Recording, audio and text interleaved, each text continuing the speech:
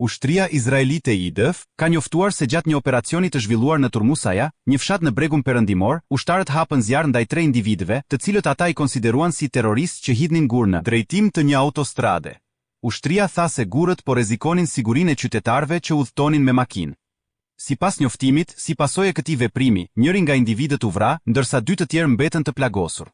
Ushtria izraelite shpërndau gjithashtu një video të paqartë, në të cilën shfaqen 3 figura të cilat janë tepër të paqarta dhe nuk mund të identifikohen me saktësi.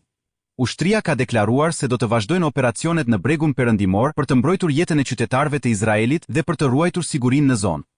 Ky incident ndodhi në një periudhë kur operacionet ushtarake izraelite në Bregun Perëndimor janë intensifikuar pas një periudhe të qetësisë që pas armëpushimit në Gaza. Ushtria ka arsyetuar aksionet e saj si një përgjigje ndaj grupeve militante palestineze që kryejnë sulme ndaj ushtarëve dhe civilëve izraelit.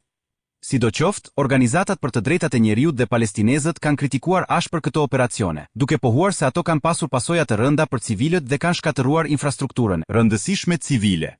Duke u kthyer në kontekstin e ngjarjeve të mëparshme, sulmet dhe vrasjet e qytetarëve amerikan nga forcat izraelite në territoret e pushtuara palestineze kanë qenë një problem i vazhdueshëm për shumë vite. Në vitin 2003, aktivistja amerikane Rachel Corrie u vra nga një buldozer i ushtrisë izraelite, ndërsa po përpiqej të ndalonte shkatërimin e shtëpive palestineze në Gaza.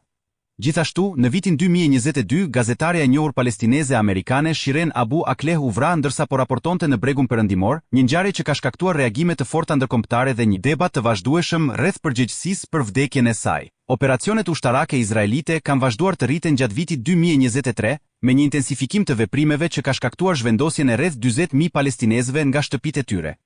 Ushtria ka justifikuar këto veprime si një përpjekje për të luftuar grupe militante, por palestinezët dhe organizatat ndërkombëtare për të drejtat e njerëzit shohin një tjetër histori ku civilët janë të përfshirë dhe ata që vuajnë janë gjithashtu ata që nuk janë të lidhur me grupet militante.